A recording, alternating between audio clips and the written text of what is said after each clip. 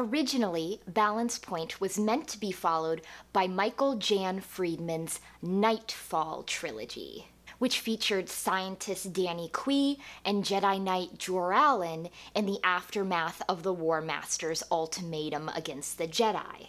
And in June of 2000, cover artist Therese Nielsen released a rough draft of her cover for Jedi Storm on her website.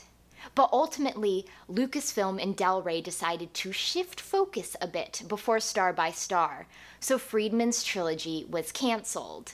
Greg Keyes was originally contracted to write one novel, but instead found himself writing two, the Anakin Solo-centric Edge of Victory duology. Edge of Victory Conquest made it to number 15 on the New York Times paperback bestseller list for 2 straight weeks, from the week of April 22nd to the week of April 29th, 2001. In Conquest, I remembered the central plotline, Anakin and Tahiri, but I was surprised to find that I hadn't remembered some of the side characters. For instance, Karrde and Shada's presence in this book honestly took me by surprise. So, a brief summary. War Master Savon Law has demanded the heads of all the Jedi. Now the young Jedi students at the Jedi Academy on Yavin 4 are in grave danger. The Peace Brigade is in system, and a Yuuzhan Vong fleet is on its way. Luke Skywalker dispatches Talon Karrde to evacuate the students to safety, but Anakin Solo has some other ideas. I enjoyed Anakin's arc in the Dark Tide duology, but I was a little disappointed to find that he wasn't as prominent a character in the books that followed. If you feel the same way, then Conquest is the book for you. There are other characters, there's some other subplots going on, but Anakin Solo is front and center here. He starts to realize what an effect he has on the younger Jedi. In particular, Sannah and Valin Horn and Tahiri would have never done what they did if it wasn't for the impatient, sometimes reckless example that he sets. Anakin has a tendency to rush into action without necessarily thinking about things beforehand, and in Conquest he really learns the dangers of that approach. True, Talon Karrde did not arrive in the Yavin system before the Peace Brigade did, but the example that Anakin has set in previous books, that while the other younger Jedi students have been stuck on Yavin 4, he's been off fighting Yuuzhan Vong and helping the war effort. So instead of everyone safely going into hiding with Solusar and Tionne, his best friend Tahiri and 2 of the other students recklessly join him and Master Ikrit on their mission to occupy the Peace Brigade so that the other Jedi students can evacuate to some safety. And things go horribly wrong, so a lot of the book is Anakin coming to terms with the prominence he has among the Jedi and how to best use that going forward. Anakin also learns more about the Force. Jason's been the solo kid that's most clearly on a philosophical journey, but Anakin is discovering things as well. The Yuuzhan Vong can't be sensed in the Force, so could you then say that they're of the dark side if he can't actually sense them like that? It essentially comes down to Anakin having to decide that while the Force encompasses all life in his galaxy, the Yuuzhan Vong, for whatever reason, are beyond that. So while he cannot sense them in the Force, he can still judge them by their actions and their violence, their hatred towards others, their enslavement of people they consider beneath them, and their disrespect for life means that they can still be of the dark side. And part of the revelations that Anakin comes to is directly because he meets and interacts with Yuuzhan Vong. I loved in Anakin's flight across Yavin 4 that he's so attuned with the planet, he's so accustomed to the life on it, rather than using the Force like the Jedi have before, that they have to actively sense and find the emptiness where Yuuzhan Vong is. He can use the force of everything living around him to almost feel the bubbles of their presence, Like Issa Lamiri, they are nothing in the Force, so he can sense the birds and the animals and the insects, and where they are not lets him know where the Yuuzhan Vong are. We're reintroduced to his best friend, Tahiri Veila. I believe she briefly appeared in Agents of Chaos Jedi Eclipse, but this is the first time we really see her, that we're reminded that she's Anakin's best friend. They trained at the Jedi Academy together, and she really feels that she's been left behind and left out of their friendship. She's a chatterbox, she has very decided opinions about things. But since she also takes Anakin as an example, she in turn does several reckless things which lead to her being captured by the Peace Brigade, who turn her over to the Yuuzhan Vong. Tahiri's later scenes were hard for me to read because I do have a big problem with torture. And not only is Tahiri tortured physically, but she's slowly and upsettingly brainwashed as well.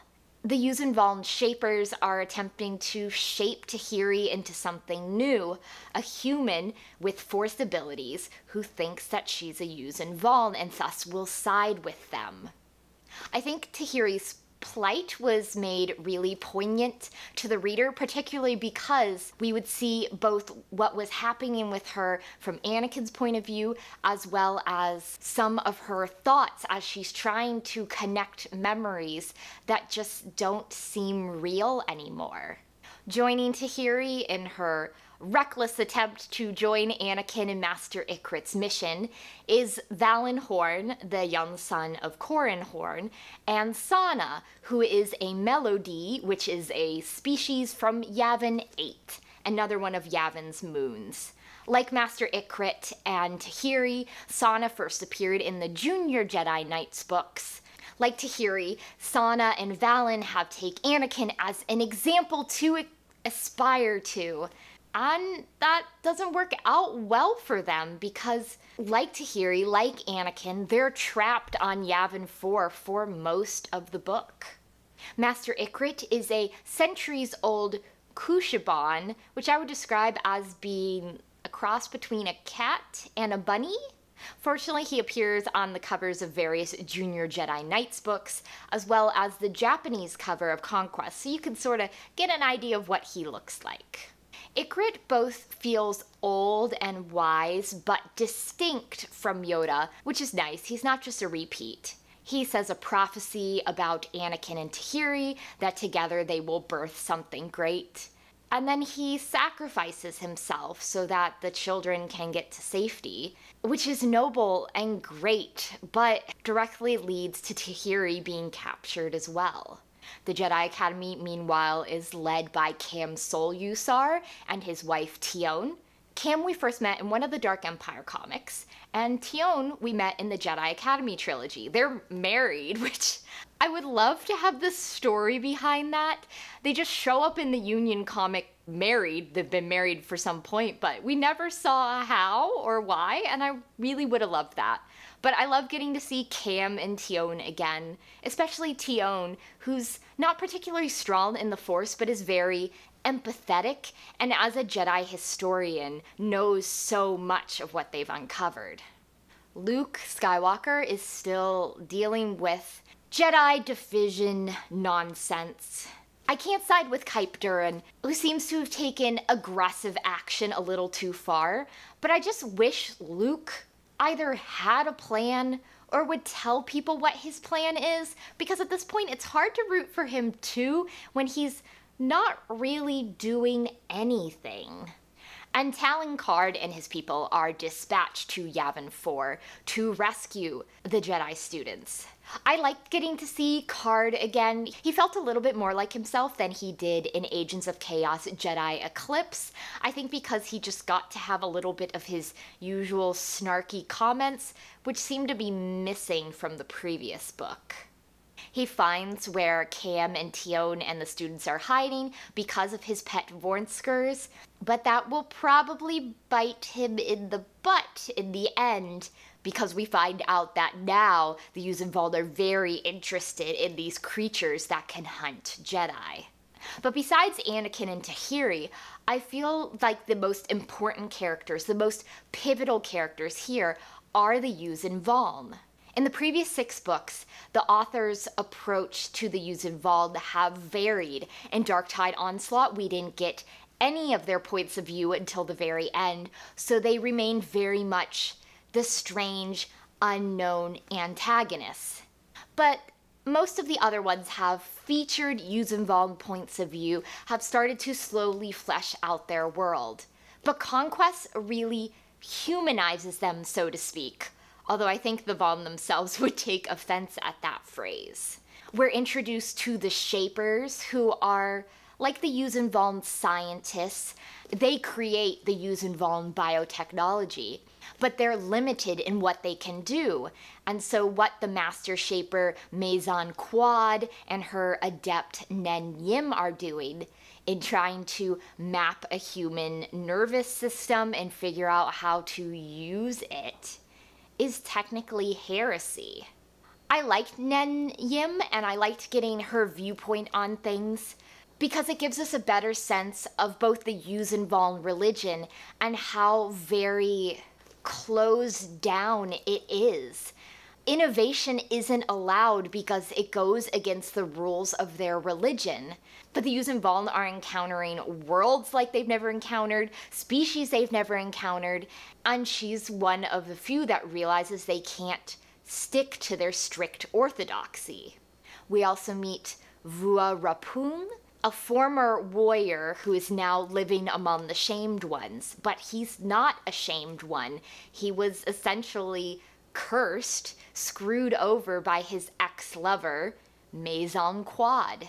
He's full of anger and rage, and he teams up with Anakin, a Jedi, because he thinks that that's the best way to attain his goals. But at his heart, he still is a Yuuzhan Vong, and working with someone who uses technology, who breaks the rules that he finds innate, is upsetting to him. Vua Rapun is an interesting character to read about because he's not likable. He is literally disgusting, but he gives us a much greater insight into the Yuuzhan Vong culture. In addition, we learn of the existence of shamed ones who are Yuuzhan Vong who, for whatever reason, their bodies can't accept the alterations and changes that the Yuuzhan Vong have made essential at this point. Anakin has a number of conversations with a shamed one woman named Unu, and while she's conscious of the wrongs attributed to her caste, so to speak, everything in their culture is so ingrained that she just can't really question things. So while I really loved Conquest, I felt wrapped up in Anakin's story, I do have both issues and questions here. The first is that, like Agents of Chaos Heroes Trial, Greg Keyes is using a lot of characters and reference from past books. In this case, some particularly niche series, I think.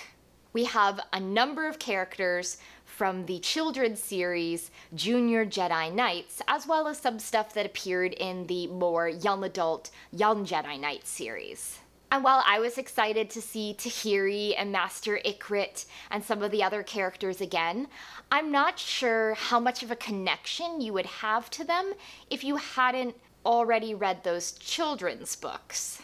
Tahiri appears, and we're told that she's Anakin's best friend, but we've never heard that in any of the books up to this point. Likewise, Master Ikrit is here, and he's noble, and he's wise, and he has a very sad sacrifice full of emotional resonance for Anakin and for Tahiri. But I'm not sure how much resonance it would have for a reader who's never encountered him before, because he's there for a few chapters, and then he's gone. But I wonder if a new reader might have better benefited by a slightly more newbie-friendly introduction to these characters. I also felt like Conquest had an uneven sense of both time and scale. Once Anakin and Valin and Sannah and the Peace Brigade member crash far away from the Jedi Temple, they're doing repairs, Anakin's astromech makes his way back to it, Quirrell arrives, and then Anakin builds sort of like a speeder.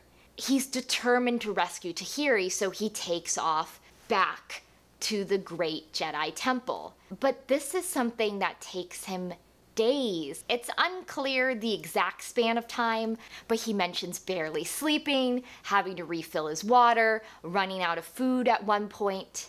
He crashes, he encounters Vua Rapun, they continue to travel, and when they arrive at the Yuuzhan Vong Shaper camp, the temple is completely demolished. There are growing crops. They seem well entrenched there, but it's hard for me to judge how much time has elapsed. It almost seems like the invasion happens, and then we skip right to occupation, and there's not really those steps in between. Likewise, Anakin seems to spend a really long time pretending to be a slave in the Shamed One's village. He works in one field and then in another. Vua Rapun tells him that he'll come and get him 7+ days later, but I can't judge how long it's been. It seems like a long time because of everything that's happened to Tahiri, but at the same time, has Talon Karrde really been out there in the Yavin system for weeks or months on end? And then a minor question is that I find it a little hard to understand everything that went on with Anakin and the lambent crystal. While fighting Yuuzhan Vong previously, or rather fighting one of their speeder analogs, Anakin's lightsaber is trashed pretty much. It won't turn on, it won't work. It needs a new focusing crystal. He's introduced to the lambent crystals, which are Yuuzhan Vong grown biotechnology that can be attuned to someone and have a telepathic connection with them. He realizes this could possibly work out really well for his broken lightsaber, gets one, and then rebuilds his lightsaber. But where I have trouble understanding is that a Jedi literally has to use the Force for a lightsaber to come together, but Anakin can't use the Force on the lambent crystal? It seems like sometimes Jedi can use the Force on Yuuzhan Vong biotech and sometimes they can't, and it's never consistent, but here he can't. But because Anakin is attuned telepathically with the crystal, Anakin is the common factor here, and he's able to make it come together, and then the fact that he's got the crystal in there gives him this non-Force sense of Yuuzhan Vong. I'm not sure I understand it in the end. So, in short, Edge of Victory Conquest is tightly focused on Anakin Solo, which I found refreshing and so fun to read about. And it also greatly deepens our understanding of the Yuuzhan Vong, which I think is essential for the series to proceed. I think it also helps that this is a shorter read. It's less than 300 pages. So while there were some parts where I felt confused at times, I never felt like the story was bogged down as a whole. Honestly, I think Conquest was maybe my favorite New Jedi Order book I've read so far, because at its heart, it was about Anakin and Tahiri and their friendship. So next time, I'm going to be reading the second book in the Edge of Victory duology by Greg Keyes, Rebirth.